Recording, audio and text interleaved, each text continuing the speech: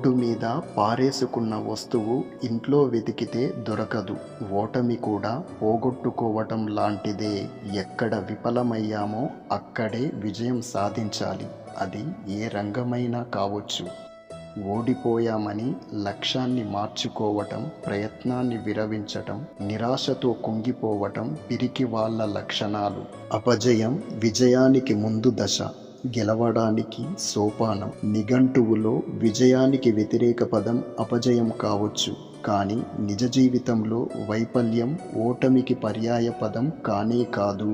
విజయానికి బంధువులుంటారు, కానీ అపజయం అనాథ అని లోకోక్తి.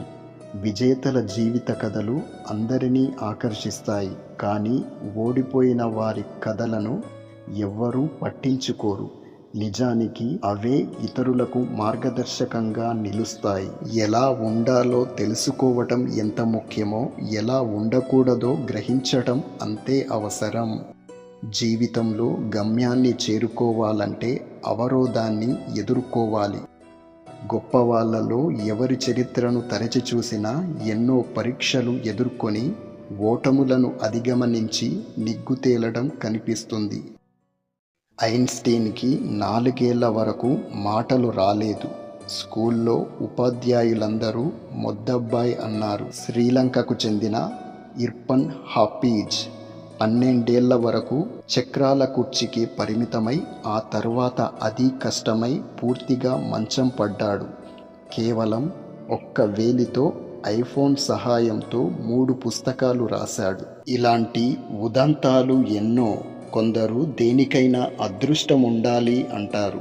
కష్టపడి పనిచేసి లక్ష్యం సాధించే విషయంలో ఆ ప్రసక్తే అనవసరం. కృషి, పట్టుదల, నైపుణ్యం ఉన్నవారెప్పుడూ విజేతలే. ఆ యోగ్యతలు లేనిదే ఏ అదృష్టమూ విజయాన్ని తెచ్చివ్వదు. చాలామంది గెలుపుని ధన సంపాదన కోణంలోంచే చూస్తారు. ప్రపంచంలో అత్యంత ధనవంతులుగా గుర్తింపు పొందుతున్న వారందరూ వంశపారంపరంగా సంక్రమించిన వ్యాపార సామ్రాజ్యం వల్లనే ఆ గుర్తింపు పొందటం లేదు.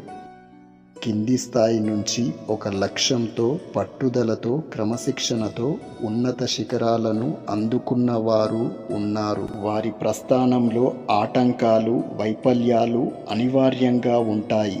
గమ్యంపై స్పష్టమైన అవగాహన, ఆత్మవిశ్వాసంతో ప్రణాళికాబద్ధంగా పనిచేయటం, దూరదృష్టి, అవమానాల్ని లెక్క చేయకుండా ధైర్యంగా ముందుకెళ్లటం వారిని విజయ తీరానికి చేరుస్తాయి. అపజయాలు కలిగిన చోటే గెలుపు పిలుపు వినపడటం అంటే అదే.